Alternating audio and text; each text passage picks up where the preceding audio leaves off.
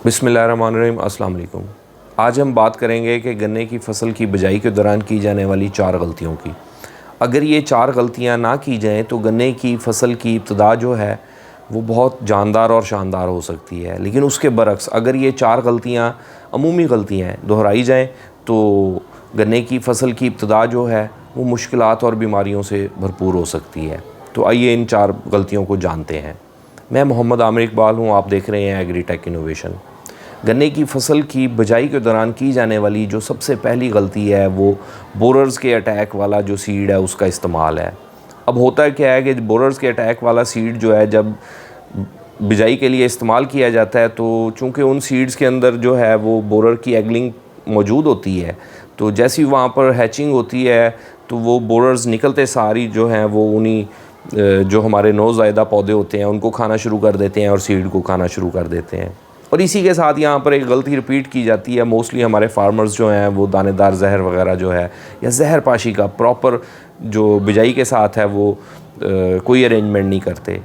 अब ये एक ही गलती है कि बोरर के अटैक वाला जो है वो सीड इस्तेमाल करना और उसके साथ बिजाई के दौरान जहर पाशी ना करना, या जिसको हम सीड ट्रीटमेंट भी कह सकते हैं। सीड ट्रीटमेंट खैर जो है वो पहले होती है, लेकिन ये बिजाई के साथ जहर पाशी करना बहुत मस्ट है। ये गलती नंबर 1 है। गलती नंबर 2, बिजाई के दौरान जड़ी बूटियों की कंट्रोल करने के लिए जो है वो प्री एमरजेंस पेस्टिसाइड्स या प्री एमरजेंस हर्बिसाइड का इस्तेमाल ना करना, ये गलती है बहुत बड़ी। इससे क्या होता है कि हमारे यहाँ जो ट्रेंड है पाकिस्तान में अमूमी तौर पर वो ये है कि गन्ने में जैसे ही जो है गन्ने की फ़सल में जड़ी बूटियाँ उगती हैं तो उस उगने के बाद जो है वो उनको ऊपर से जो है वो कंट्रोल किया जाता है गैंगवी वगैरह या फुल कंट्रोल वगैरह केमिकल की मदद से। लेकिन होता क्या है कि जब वो जड़ी बूटियाँ उगती हैं और वो अपनी रूट्स इस्टेब्लिश करती हैं, उसके बाद जाकर हम उनके ऊपर स्प्रे करते हैं, तब तक वो कंपटीशन करके बहुत ज़्यादा लॉस कर चुकी होती हैं।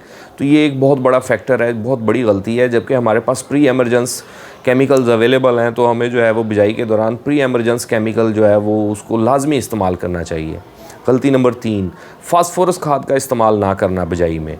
अब बिजाई के दौरान जो है वो जैसे ही बड से पौधे ने निकलना है तो उसकी इब्तदाई और पहली खुराक ही फास्फोरस है। तो फास्फोरस खाद का इस्तेमाल जब नहीं किया जाएगा बिजाई में तो पौधे की नशोनुमा और उसकी अच्छी ग्रोथ जो है वो कैसे हो सकेगी। नौज़ायदा पौधे की वो बिल्कुल ऐसे ही होता है जैसे छोटा बच्चा होता है, तो उसको इब्तदाई खुराक उसकी फास्फोरस है। ठीक है, ज़मीनों में मौजूद होती है, लेकिन अगर वो बाद में भी देनी है, अगर हम उसको बिजाई में देंगे तो ये जो है हमारी गलती तो रिकवर हो जाएगी, लेकिन ये बहुत बड़ी गलती है कि बिजाई में जो है वो फास्फोरस खाद ना दी जाए जबकि बाद में जाकर दी जाए।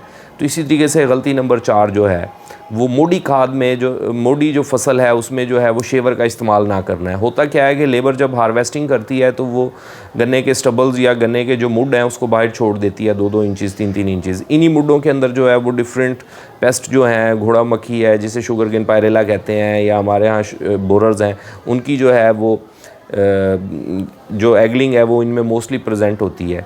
तो ये इनके बर्ड्स भी बाहर होते हैं। जैसे ही इनको जो है वो टेम्परेचर मिलता है तो यहीं से जर्मिनेशन होती है और यहीं से जो है वो सारा कुछ निकलता है और पौधों की जो है वो बहुतात हो जाती है। जबकि जो हमारा सीड है नीचे उससे जो है वो पौधे निकलने चाहिए।